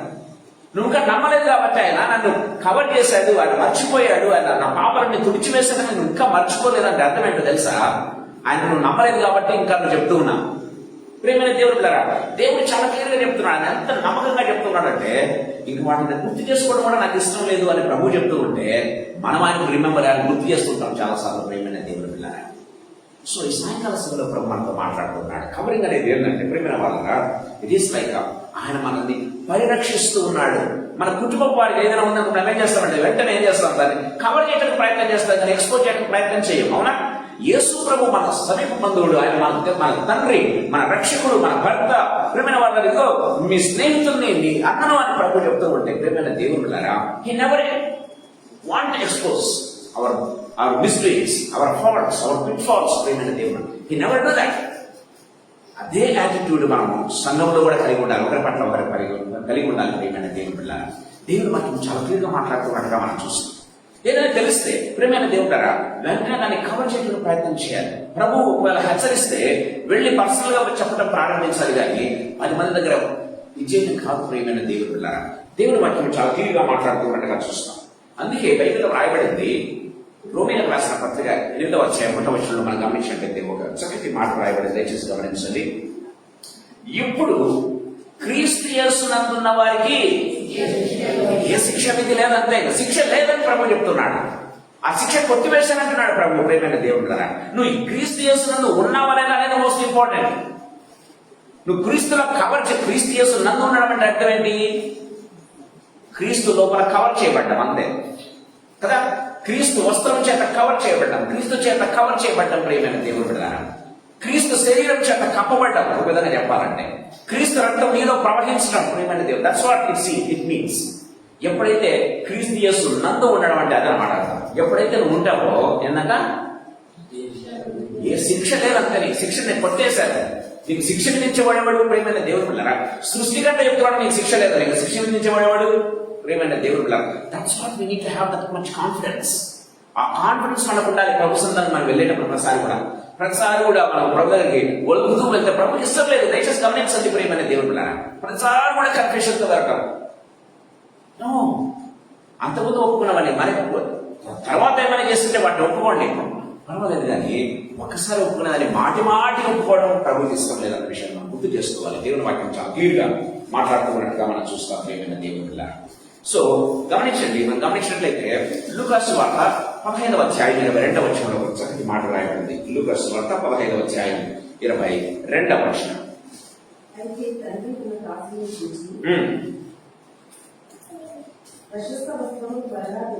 ప్రశస్త వస్త్రము త్వరగా తెచ్చి చూడండి, మనం గమనించినట్లయితే వాడేమో చేస్తాడు, దేవా తండ్రి నీకు నేను విరోధంగా తప్పు చేశాను, ఇది చేశాను, అది చేశాను చెప్పుకున్నాడు. ప్రేమ వాళ్ళారా, మనం గమనించాలి. ఎప్పుడైతే తన మనసులో అనుకున్నాడో నేను తన దగ్గరికి వెళ్ళి నా తప్పులన్నీ ఒప్పుకుంటాను అనుకున్నాడు, అప్పుడే తండ్రి క్షమించేశాడు అంతే. రెండవసారి రిపీట్ చేస్తుంటే పట్టించుకున్నాడు తండ్రి అని చెప్పేది వింటున్నాడు. అస్సలు వింటలేదు. మీరు దయచేసి గమనించండి, ఆ కాన్వర్జేషన్ మీరు గమనించండి. ఇప్పుడు చెప్తూ ఉంటే రెండవ కుమారుడు చెప్తుంటే తండ్రి వినట్లేదు. తండ్రి వినకుండా ఏం చేస్తున్నాడు?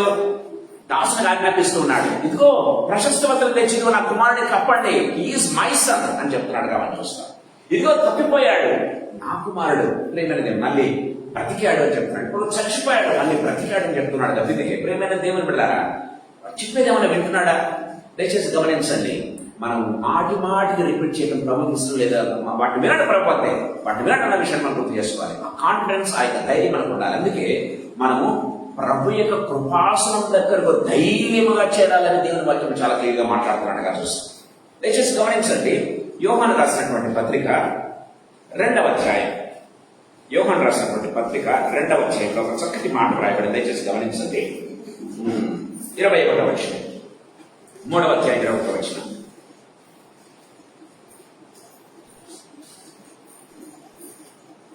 ప్రియులారా, మన హృదయము మన యందు దోషారోపణ చేయని ఎడల దేవుని ఎదుట ధైర్యము గలవారమవుతాము. చూసారా ఎంత చక్కటి మాట రాయబడిందో. మనం ప్రభు యొక్క సన్నిధానాన్ని ఆశ్రయించినప్పుడు మన హృదయం మన మీద నిందారోపణ లేకుండా చూసుకోవాలి అంతే. దయచేసి గమనించాలి ప్రేమైన దేవుని పిల్లారా. సో ఇప్పటి వరకు ఇప్పుడు నేను ప్రభు దగ్గర క్షమాపణ అడిగాక ఇప్పటి నుంచి పాతలన్నీ గతించాయి అంతే. ఇప్పుడు నేను నూతన వ్యక్తిని ప్రేమైన దేవుడారా. ఇక్కడ నుంచి ఉదయం వరకు ఏదైనా చేస్తుంటే దాన్ని మనం ఒప్పుకోవచ్చు, కానీ ప్రేమైన ఇంకా మళ్ళీ పాతలు ఒప్పుకోవడం ప్రభుకి ఇష్టం లేదన్న విషయాన్ని గుర్తు చేసుకోవాలి. ఆ ధైర్యంతో మనం ఆ కృపాసన దగ్గరికి వెళ్ళాలి. అందుకే ప్రభు దగ్గర మనము ధైర్యం గల వారం అవుతాము. తర్వాత ఏమంటున్నాడు చూడండి, దాని నెక్స్ట్ వర్షన్ మీరు గమనించినట్లయితే బ్యూటిఫుల్ వర్డ్స్ చూడండి. మరియు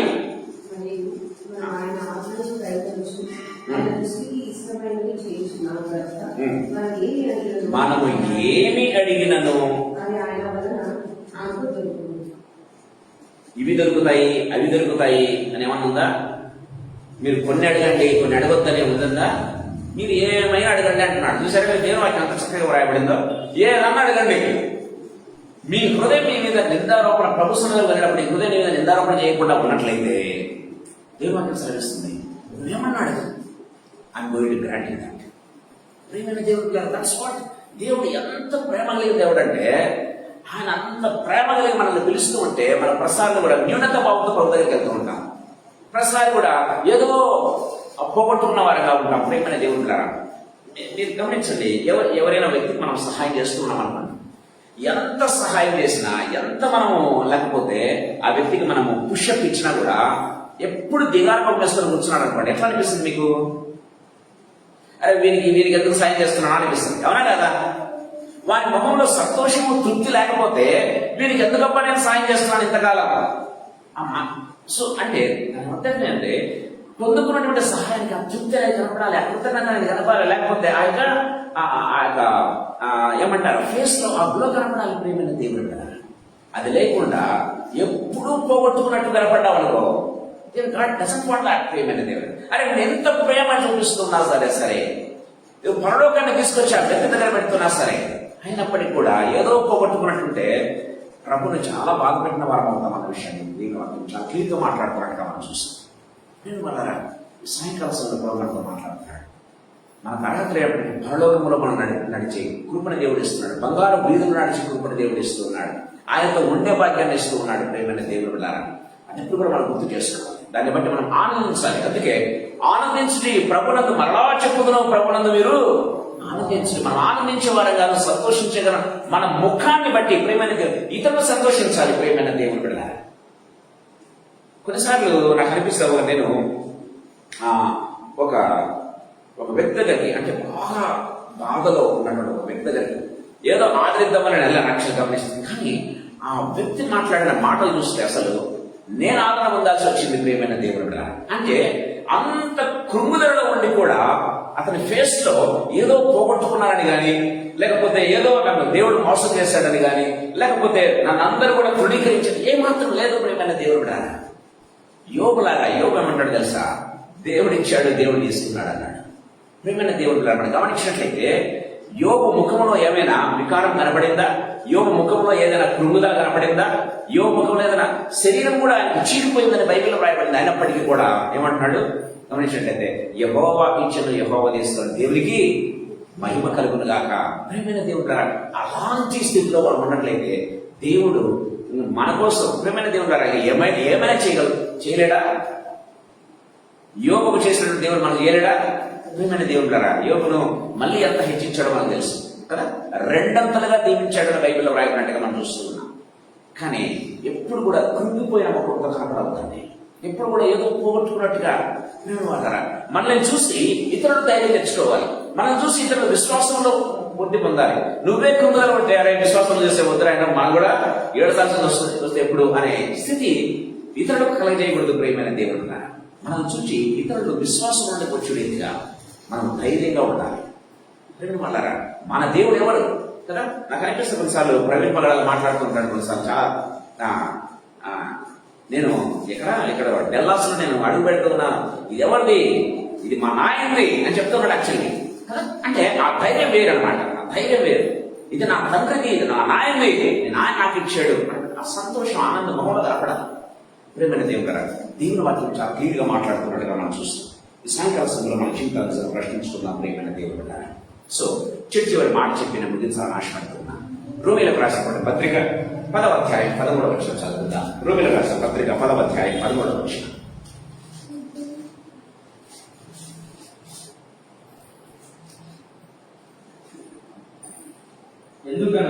ఎందుకనగా ప్రభువు నామమును బట్టి ప్రార్థన చేయవాడెవడో వాడు రక్షింపబడును.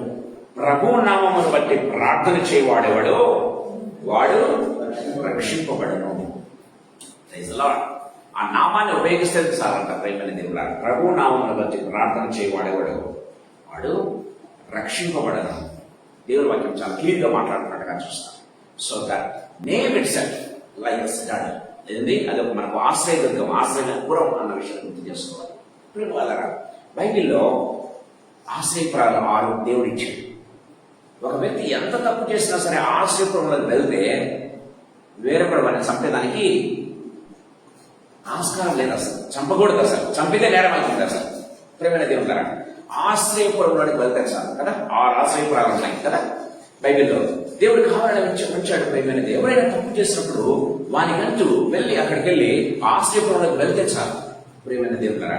సో ఇంకా ఇశ్రాయేలులో ఏ ఒక్కడు కూడా వాని మీద నింద మోపేదానికి కానీ, ఏ ఒక్కడు కూడా వానికి శిక్ష విధించేదానికి కానీ, ఏ ఒక్కడు కూడా వాడిని తృణీకరించడానికి వీల్లేదు ప్రేమైన దేవుడారా. అంటే ఆశ్రమం వెళ్తున్నాడంటే ఇదిగో నేను నన్ను రక్షించేటటువంటి స్థలం ఇది ఉంది అని దాని అర్థం. ఈ 6 ఆశ్రయపురాలు, ఈ 7వ ఆశ్రయపురం ఏంటో తెలుసా? యేసు ప్రభు ప్రేమైన దేవుడారా. 7 సంపూర్ణతకు సాదృశ్యం. ఎప్పుడైతే యేసయ్య అనేటువంటి ఆశ్రయదుర్గాన్ని నువ్వు వెళ్తావో, యేసయ్య అనేటువంటి ఆశ్రయపురంలోకి వెళ్తావో, ఈ లోకంలో ఎవడు కూడా నీకు శిక్ష విధించడానికి వెళ్ళలేదంటే, ఈ లోకంలో ఎవడు కూడా సాతానుడు కూడా నీకు శిక్ష విధించడానికి ఎంతమాత్రం కూడా వీల్లేదు ప్రియమైన దేవుడు. నువ్వు మనతో మాట్లాడుతున్నాడు సాయంకాలం సమయంలో. నేమే ఏంటంట? దేవుని పేరే యెహోవా నామమున ప్రార్థన చేయవాడేవాడు వాడు రక్షింపబడినంతే ప్రియమైన దేవుడు. దేవుడు వాక్యం చాలా క్లియర్గా మాట్లాడుతుంది. సాయంకాల సమయంలో మన జీవితాన్ని రక్షించుకున్నాం. ఈ యొక్క ఎంతగా మనకు దేవుడు అంత కృప చూపిస్తుంటే, నా వస్త్రపు విషయంలో నేను ఏదైనా ఉంటాను ప్రియమైన దేవుడు బిడ్డలారా. ఇదిగో నా నీతి వస్త్రాన్ని, నా ప్రొటెక్షన్ వస్త్రాన్ని, ఇదిగో నా విమోచన వస్త్రాన్ని, నా నీతి వస్త్రాన్ని నీ మీద కప్పుతానని ప్రభు చెప్తూ ఉంటే, ప్రియమైన ఎంతగా ప్రభు మనతో మాట్లాడుతూ ఉంటే ప్రియమైన దేవుడు బిడ్డలారా, అది ఎవరికో తెలుసా? ఎవరైతే రూతులాగా ప్రభు దగ్గరికి హంబుల్నెస్ తో వస్తారో, ఎవరైతే రూతులాగా ఇదిగో నీ దాసురాలుని, ఏమంటున్నామే, ఇదిగో నీ దాసురాలని, నీవు నాకు సమీప బంధువుడు కనుక నన్ను విమోచించు అని మాట్లాడుతుంది ప్రియమైన దేవుడుగా. ఎవరైతే ప్రభు దగ్గరికి అడిగిగా హంబల్నెస్ తో రావడం ప్రారంభిస్తారో ప్రభు విమోచిస్తాడు. బోయస్ కంటే ఎక్కువగా నిన్ను హెచ్చిస్తాడు ప్రియమైన దేవుడుగా. బోయస్ రూతులు ఎంతగా హెచ్చించాడో అంతకంటే ఉన్నత స్థితిలో కూర్చోబెట్టడానికి దేవుడు సమర్థుడు. మన ప్రభు సమర్థుడు అన్న విషయాన్ని మనం గుర్తు చేసుకోవాలి. ప్రభు మనతో మాట్లాడుతూ ఉండగా తరలి వంచుకుందాం, ప్రార్థన చేసుకుందాం.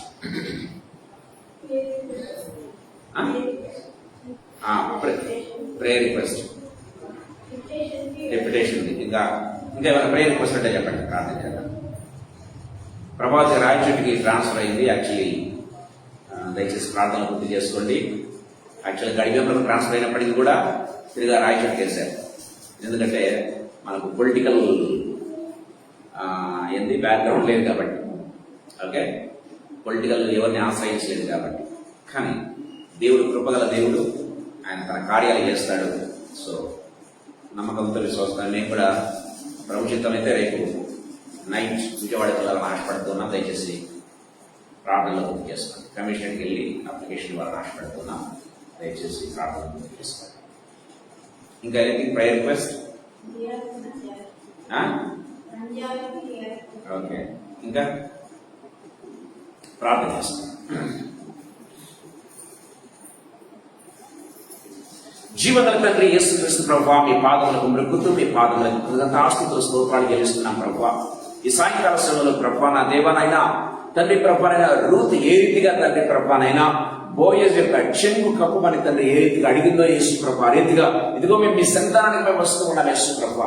మీరు మాకు సమీప బంధువుల కంటే ఎక్కువ యేసు ప్రభు. నా దేవ, మమ్మల్ని సృష్టించినటువంటి సృష్టికర్తవు, మా కోసం రక్తం కాచినటువంటి గొప్ప దేవుడవు, మా కోసం ప్రాణాలు అర్పించినటువంటి దేవుడవు యేసు ప్రభు, మా కోసం శాపాన్ని తండ్రి ప్రభ కలవరసలను పొందినటువంటి దేవుడవు యేసు ప్రభు, మా పాప శాపాలను కొట్టివేయటకు సమర్థులమైనటువంటి గొప్ప దేవుడవు యేసు ప్రభు. ఈ సాయంకాల సమయంలో మిమ్మల్ని ఆశ్రయిస్తూ ఉన్నాం యేసయ్యా, మిమ్మల్ని ఆశ్రయిస్తూ ఉన్నాం యేసు ప్రభు. తండ్రి నా దేవ నా ప్రభ, మా ఆశ్రయంతో మీరే యేసు ప్రభు. మా విమోచకుడు మీరే, మా నీతి మీరే ప్రభు, మా విమోచకుడు తండ్రి ప్రభ. మీకు వందనాలు తెలుస్తున్నాం.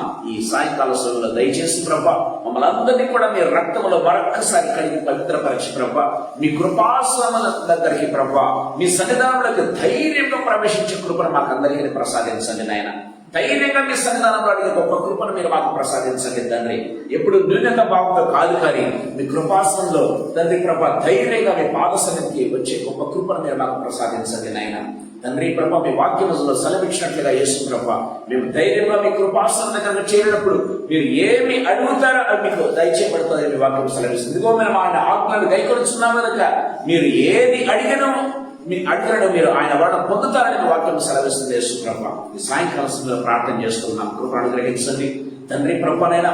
ఎవరెవరైతే ప్రభ తమ హృదయాల్లో ఏవైతే ప్రభ ధైర్యంగా మీ కృపాసనంగా చేరి అడుగుతూ ఉన్నారో ప్రభ, అవన్నీ కూడా మీ చిత్తానుసారంగా మీ వాక్యానుసారంగా అనుగ్రహించబడుగాక in the name of Jesus. మీకు స్తోత్రాలు చెల్లిస్తూ ఉన్నాం. కృపను అనుగ్రహించండి నాయన. తండ్రి నా దేవా నా ప్రభానైనా మీరు తండ్రి ప్రభానైనా పరమ భోజనం తండ్రి మాకు తండ్రి తండ్రి మహిమగల దేవుడు యేసు ప్రభా మిమ్మల్ని ఆశ్రయిస్తున్నాం. కృపను అనుగ్రహించండి. సాయంకాల సమయంలో దీవించండి, ఆశీర్వదించండి ప్రభా. దేవానైనా ప్రభాతిని బట్టి స్తోత్రం చెల్లిస్తున్నా యేసు ప్రభానైనా. దూరంగా తండ్రి నా దేవా నా ప్రభ ట్రాన్స్ఫర్ చేయబడి ఉండగా యేసు ప్రభా లార్డ్ జీసస్ తండ్రి ప్రభాన ఒక ఇంజస్టిస్ మాకు జరిగింది కనుక యేసు ప్రభు మీ సన్నిధానంలో తండ్రి ఈ లోకం తండ్రి ప్రభ మాకు తండ్రి అన్యాయమైనటువంటి తండ్రి ప్రభ తీర్పు తీర్చొచ్చు కానీ యేసు ప్రభ తండ్రి ప్రభ మీరు మాకు సరైనటువంటి రీతిగా సహాయం చేసే దేవుడు కనుక మీకు స్తోత్రాలు చెల్లిస్తున్నాం. యేసు ప్రభ తండ్రి ప్రభ అన్యాయాన్ని తండ్రి ప్రభ మీరు సరైన రీతిగా మమ్మల్ని మార్చి ప్రభానైనా మరి నంద్యాలకు తీసుకుని వచ్చి గొప్ప దేవుడుగా మీకు స్తోత్రాలు చెల్లిస్తున్నాం. కృపను అనుగ్రహించండి తండ్రి ప్రభానైనా. తండ్రి మేము వెళ్తూ ఉండగా తండ్రి ప్రభ కమిషనర్కి వెళ్తూ ఉండగా యేసు ప్రభ కృపనిచ్చిన దేవనైన ప్రభ I pray that we grant us wonderful mighty favor from them my master.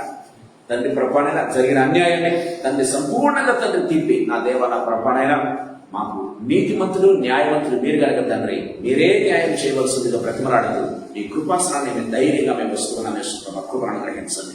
నా దేవ మీకు స్తోత్రం నైనా మీకు వందనాలు చెల్లిస్తున్నాం. మా రాకపోకల్లో కూడా మీరు తోడుగా నడిపించండి.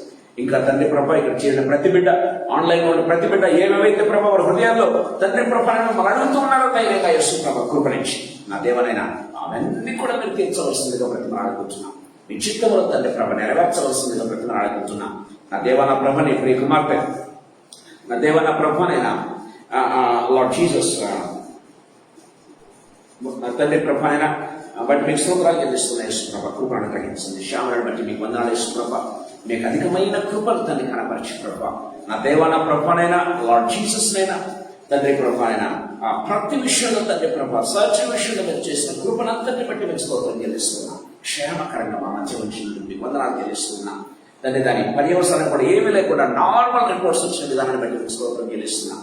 ప్రతి దాన్ని బట్టి కూడా తండ్రి మీకు వందనాలు కృతజ్ఞతాస్తుతులు స్తోత్రాలు చెల్లిస్తున్నాం. మీ కుటుంబాన్ని దీవించండి, ఆశీర్వదించండి నాయన. స్తోత్రం తండ్రి.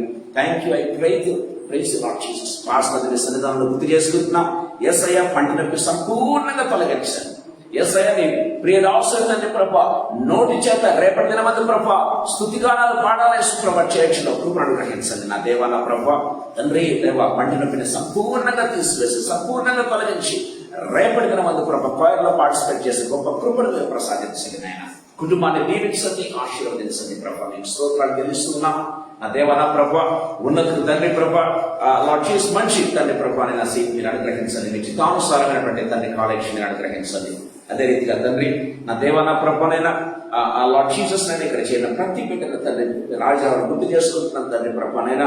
పిల్లలు తండ్రి ప్రభ చింటు జోయలు గుర్తు చేసుకుంటున్నాం తండ్రి ప్రభ లార్డ్ జీసస్ నా దేవ నా ప్రభ దానమని గుర్తు చేసుకుంటున్నాం, కుటుంబాన్ని గుర్తు చేసుకుంటున్నాను యేసు ప్రభ లార్డ్ జీసస్. ప్రతి ఒక్కరిని పేరు పేరున దీవించండి ప్రభ. వారి యొక్క అవసరాలన్నీ కూడా యేసయ్య శక్తిగణంలో తీర్చబడుగాక in the name of Jesus. నా దేవ నా ప్రభ కొంతమంది మా మధ్య మిస్ అయ్యారు యేసు ప్రభ లార్డ్ జీసస్ అయినా ఏ ఇబ్బందులతో రాకలేకపోయారు కానీ యేసయ్య వారి ప్రతి సమస్య కూడా యేసయ్య శక్తిగణంలో తీర్చబడుగాక in the name of Jesus. నా దేవ అరుణాన్ని సన్నిధానంలో గుర్తు చేసుకుంటున్నాను యేసు ప్రభ. నీ ప్రేమ కుమార్తెకు తండ్రి ప్రభ అనుకున్నటువంటి ప్లేస్ తండ్రి ప్రభ మీరు ఇచ్చే దేవుడిని నమ్ముతూ విశ్వసిస్తూ నేను కృతజ్ఞతలు స్తోత్రాలు చెల్లిస్తున్నాం తండ్రి. కృపను అనుగ్రహించండి, దీవించి ఆశీర్వదించండి నాయన. మీకే స్తుతులు చెల్లిస్తూ నా దేవ నా ప్రభనైనా మీ సన్నిధానంలో ఎంతో నమ్మకంగా ఉన్నటువంటి తండ్రి ప్రభ పద్మాకర్ కుటుంబాన్ని గుర్తు చేసుకుంటున్నాను తండ్రి. దీవించండి, ఆశీర్వదించండి నాయన. మీకే మహిమ ఘనత ప్రభావం తెలుస్తూ మమ్మల్ని మీ హస్తములకు అప్పచెప్పుకుంటూ తండ్రి ప్రభ తిరుగా మేము నెక్స్ట్ వీక్ చేరి మిమ్మల్ని స్థితించి ఆరాధించి కనపరిచి మీ వాక్యాన్ని ధ్యానించే పర్యంతం మీ యొక్క సన్నిధిని సమృద్ధిని భద్రతను మాతో ఉంచవలసిందిగా వేడుకొంచు. యేసయ్య శక్తిగల నామమునందు మహిమగల పరిశుద్ధమైన ఉన్నతమైన జీవగల నామమునందు స్తోత్రాలు చెల్లించి వేడుకొని పొంది నామ తండ్రి ఆమేన్. Praise the lord.